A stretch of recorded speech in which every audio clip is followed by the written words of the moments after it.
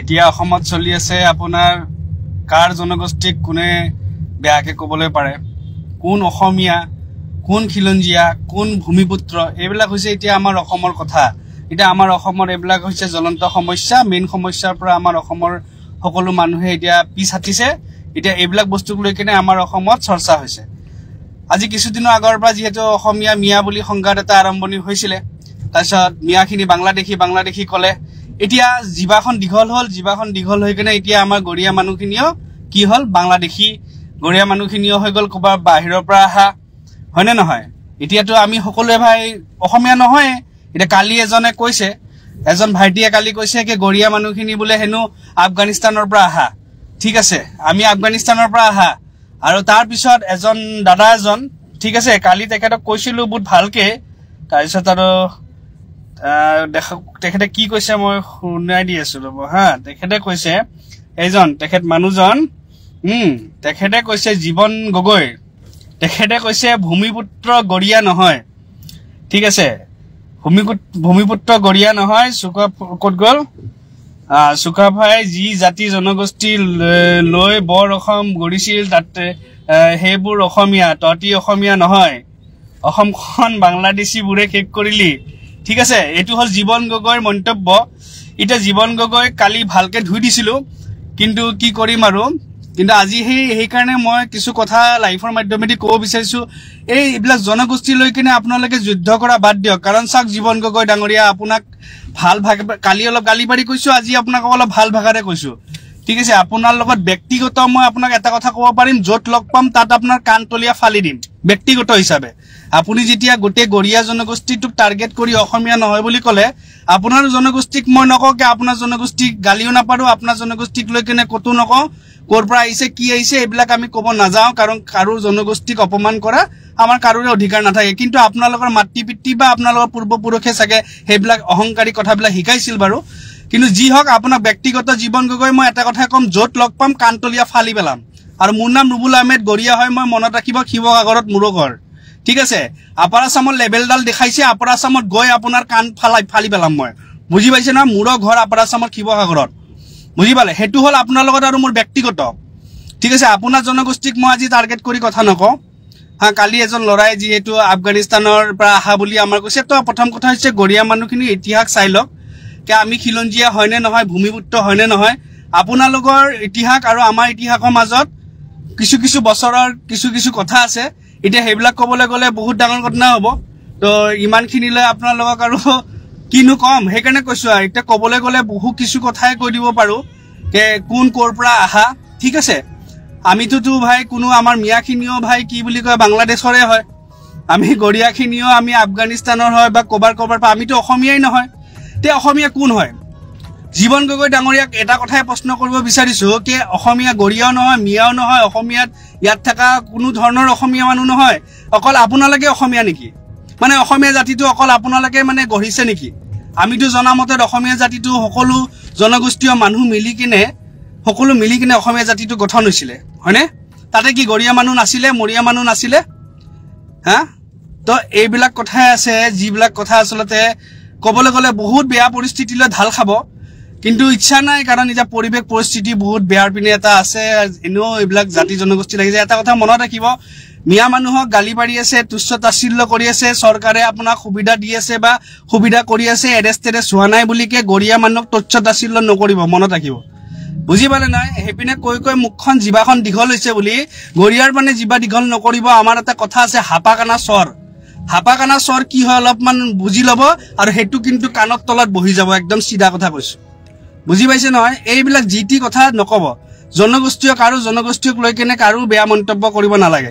ব্যক্তিগত আপোনাৰ কাৰোবাৰ গৰীয়া মানুহৰ লগত কিবা আছে, আপুনি গৰীয়া মানুহ বেয়া পায়, কওক কিয় আপোনাৰ ব্যক্তিগত অমুক গৰীয়াজনৰ লগত আপোনাৰ বেয়া আছে। আপুনিতো গোটেই জনগোষ্ঠীক বেয়া ক'ব নোৱাৰে। আজি জীৱন গগৈৰ কাৰণে জীৱন গগৈৰ জনগোষ্ঠীকতো মই বেয়া ক'ব নোৱাৰো, কাৰণ সেইখিনি সংস্কাৰ মোক দিয়া নাই, হয়নে নহয়? আপোনালোকে যিমান উৎপাত কৰিব ধৰি আছে নহয়, অলপ লিমিটত থাকক। অসমীয়া অকল আপোনালোকে নহয়, অসমীয়া আমি সকলোৱে হয়। আৰু আমাকো বাদ দি কিনে আপোনালোকে অসমীয়া জাতিটো সুৰক্ষা ৰাখিব নোৱাৰে, মনত ৰাখিব। আপোনালোকে অকলে অসমীয়া জাতিটো, অসমীয়া ভাষাটো সুৰক্ষা কৰিব নোৱাৰে। সেইটো ইমান ফিতাহি মাৰি ইমানখিনি কথা নকব।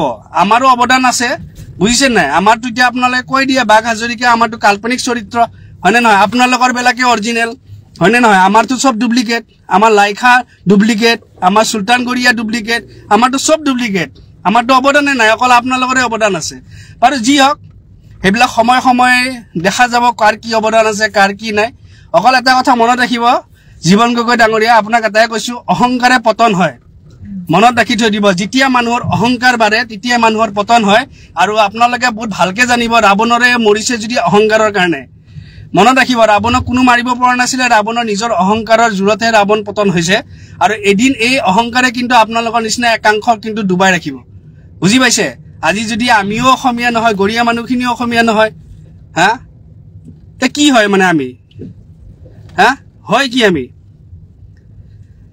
তো কি কম আপোনালোকক কথা কৈ লাভ নাই কাৰণ আপোনালোক একাংশ তেনেকুৱাই মানসিকতা লৈ আছে ঠিক আছে আপোনালোকৰ মানসিকতাখিনি আমাৰ বিশেষকৈ গৰিয়া একাংশই জানিব লাগে কাৰণ আপোনালোক বৰ পিছে পিছে দৌৰে নহয় আমাৰ কিছু একাংশ গৰিয়া মানুহখিনি ভুলটো আমাৰ গৰিয়া মানুহ গাতো আছে কে নিজৰ সন্মান যেতিয়া ৰাখিব নাজানে বেলেগে কিয় ঘেন্টা সন্মান কৰিব আহিব সেইখিনি কথা আছে নহয় আজি আপোনাৰ দৰে মানুহে আমাক আজি অসমীয়া নহয় বুলি ভূমিপুত্ৰ নহয় বুলি আমাক বাংলাদেশী কোৱা সাহসটো কিয় পালে কাৰণ আমাৰ মানুহে সাহসটো দিছে কাৰণে হেতুৱে কথা তো বাৰু যি হওক আপোনালোকৰ জনগোষ্ঠীৰ কথা নকওঁ আজি ক'বলৈ গ'লে আমিও ক'ব পাৰো কে আপোনালোকৰ পূৰ্বপুৰুষ আপোনালোক ক'ৰ পৰা আহিছে কেনেকৈ আহিছে কি হৈছে আমি ক'ব কাৰণে দৰকাৰ নাই এইবিলাক কথা পাতি থাকিবৰ কাৰণে কাৰ জনগোষ্ঠী ক'ৰ পৰা কি হৈছে কি হোৱা নাই এটাই জানিছো কে অসমখন আমাৰ সকলোৰে হয় অসমীয়া জাতিটো আমাৰ সকলোৰে হয় আমি অসমখনত আমি সকলোৱে মিলিপিটি থাকিব লাগে অসমীয়া জাতিটো সদায় যেন আমাৰ অসমীয়া জাতিটো প্ৰথম স্থানত থাকে হেতু কাৰণে আমি সকলোৱে চেষ্টা কৰিব লাগে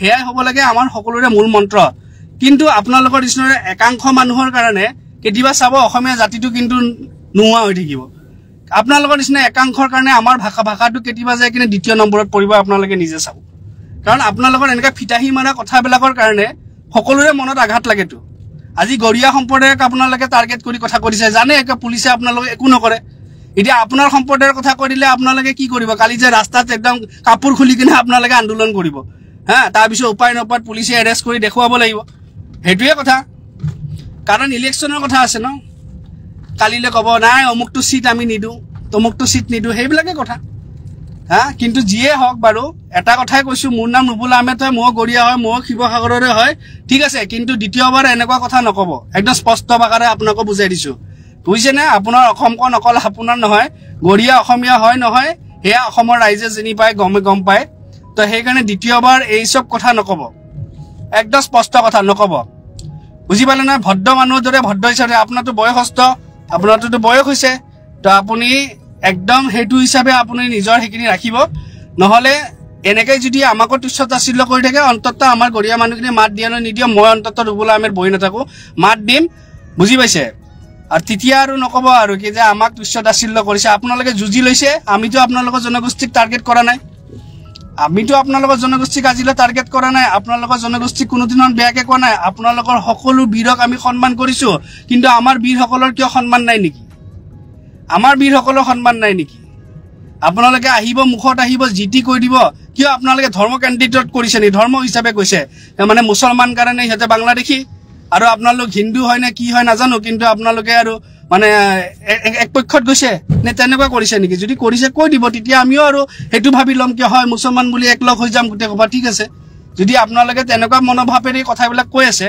আমাকো জনাব আমিও তেনেকুৱাই ভাবিম হ'ব অকল জনাব মাত্ৰ কথাবিলাক এনেকে মনত ৰাখি কিনে ইমান লেতেৰা মনত ৰাখি কিনে কথা কৈ নাথাকিব আপোনালোকৰ নিচিনা মানুহৰ কাৰণে বহুত বেয়া হৈ আছে পৰিৱেশ ঠিক আছে